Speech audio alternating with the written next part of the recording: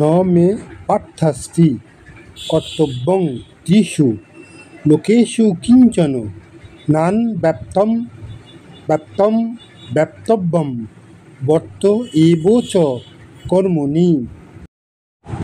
অনুবাদ: হে পার্থ, এই ত্রিজগতে আমার কিছুই কর্তব্য নেই, আমার অপ্রাপ্ত কিছুই নেই, তবুও আমি কর্মে ব্যাপৃত আছি।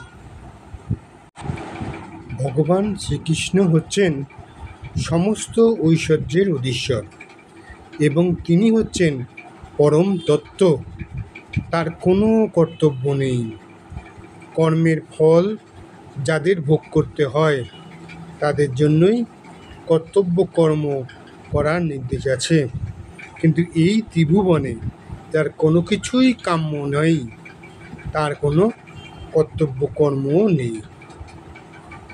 কিন্তু তা সত্ত্বেও ভগবান কুরুক্ষেত্রের যুদ্ধে উপস্থিত থেকে দুষ্টের দমন আর শিষ্টের পালন করেছেন, কেননা দুর্বলদের রক্ষা করা ক্ষত্রিয়দের কর্তব্য।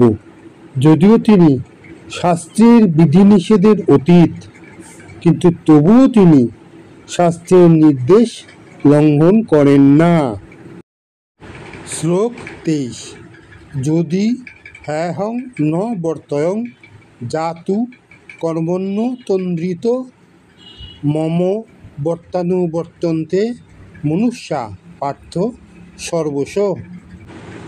হে পার্থ, আমি যদি অনলস হয়ে কর্তব্য কর্মে প্রবৃত্ত না হই, তবে আমার অনুবর্তী হয়ে সমস্ত মানুষই কর্ম ত্যাগ করবে। ব্যাখ্যা: ভগবান এখানে বলেছেন, যদি তিনি এই সমস্ত বিধিনিষেধ আচরণ না করেন, তবে তার পদাঙ্ক অনুসরণ করে সকলেই যথেচ্ছাচারী হয়ে উঠবে। এই পৃথিবীতে অবস্থান করার সময় ভগবান শ্রীকৃষ্ণ ঘরে বাইরে সর্বত্র গৃহস্থোচিত সমস্ত ধর্মীয় আচার অনুষ্ঠান করেছিলেন। শ্লোক 24। উৎসি দেয়ুরিমে লোকা ন কুর্যাং কর্ম চেদহম শঙ্করস্য চ কর্তা শ্যামৌ পহন্যায় মিমাঃ প্রজা। অনুবাদ: আমি যদি কর্ম না করি তাহলে এই সমস্ত লোক উৎসন্ন হবে, আমি বর্ণসংকর সৃষ্টির কারণ হব এবং তার ফলে আমার দ্বারা সমস্ত প্রজা বিনষ্ট হবে। ব্যাখ্যা: বর্ণসংকর হবার ফলে অবাঞ্ছিত মানুষে সমাজ ভরে ওঠে এবং তার ফলে সমাজের শান্তি ও শৃঙ্খলা ব্যাহত হয়।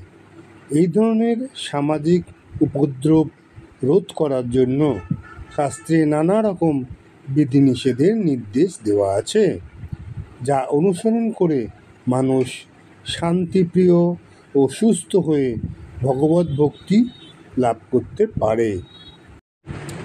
ভগবান যখন এই পৃথিবীতে অবতরণ করেন, তখন তিনি জীবের সর্বাঙ্গীন মঙ্গল সাধনের জন্য এই সমস্ত শাস্ত্রীয় বিধি নিষেধের তাৎপর্য ও তাদের একান্ত প্রয়োজনীয়তার কথা মানুষকে বুঝিয়ে দেন।